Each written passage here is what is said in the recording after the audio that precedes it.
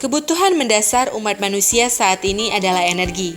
Misalnya, energi listrik untuk penerangan, energi matahari untuk tumbuhan, dan energi untuk menghidupkan komputer. Kita bisa memperoleh energi dari berbagai sumber, seperti pembakaran bahan bakar fosil, pembelahan atom, maupun dari panel surya. Namun, tentu saja semua itu memiliki kelemahan.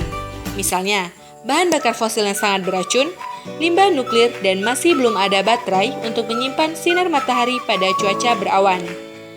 Matahari memiliki jumlah energi yang hampir tidak terbatas. Oleh karena itu, adakah cara untuk membuat matahari di bumi? Sebelum membahas mengenai hal itu, terlebih dahulu kita akan membahas mengenai fusi.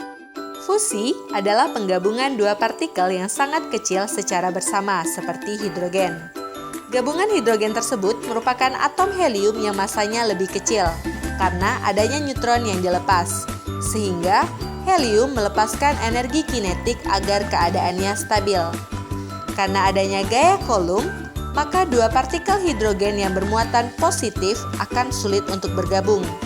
Agar kedua atom dapat bergabung, kita membutuhkan gaya tarik yang jauh lebih kuat daripada gaya elektrostatisnya. Dan keadaan ini terjadi pada suhu yang sangat tinggi.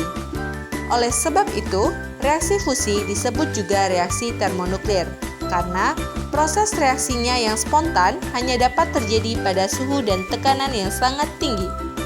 Pada keadaan inilah, kedua partikel bisa bergabung dan membentuk atom baru yang lebih berat. Berikut adalah reaksi penggabungan dua inti atom hidrogen. Satu atom hidrogen bergabung dengan satu atom hidrogen lain menjadi deuterium, satu positron, dan satu neutrino.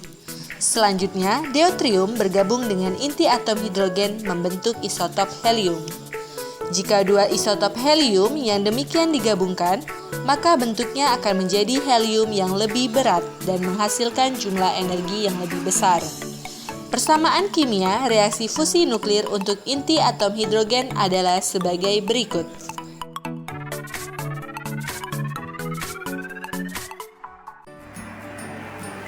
Mungkin mustahil untuk membuat reaktor fusi yang layak di bumi, tetapi jika bisa dibuat, hal tersebut akan sangat efisien.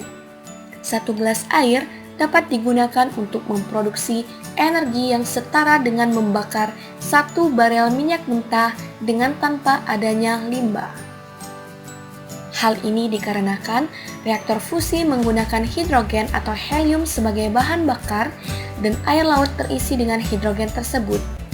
Tapi, tidak semua hidrogen dapat kita gunakan.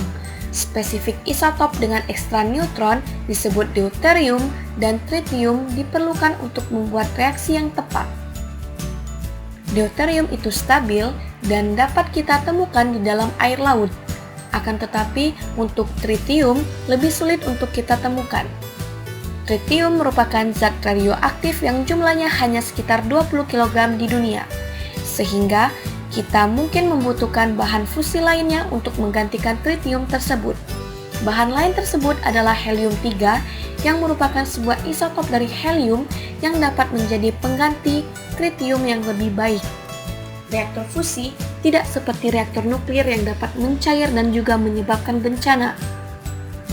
Jika reaktor mengalami kegagalan, maka plasma akan meluas dan juga mendingin, sehingga reaksinya akan berhenti. Sederhananya, itu bukanlah sebuah bom. Untuk pelepasan bahan bakar radioaktif seperti tritium bisa menimbulkan ancaman bagi lingkungan kita. Tritium bisa berikatan dengan oksigen lalu membuat air radioaktif yang bisa membahayakan lingkungan kita. Sehingga kita tahu bahwa energi yang hampir tidak terbatas ini bisa kita dapatkan tanpa harus kita mengorbankan lingkungan. Namun, permasalahannya ada pada biaya, dan apakah energi fusi akan layak untuk dikomersialkan. Energi fusi sangat bermanfaat, namun juga terlalu mahal untuk dibangun.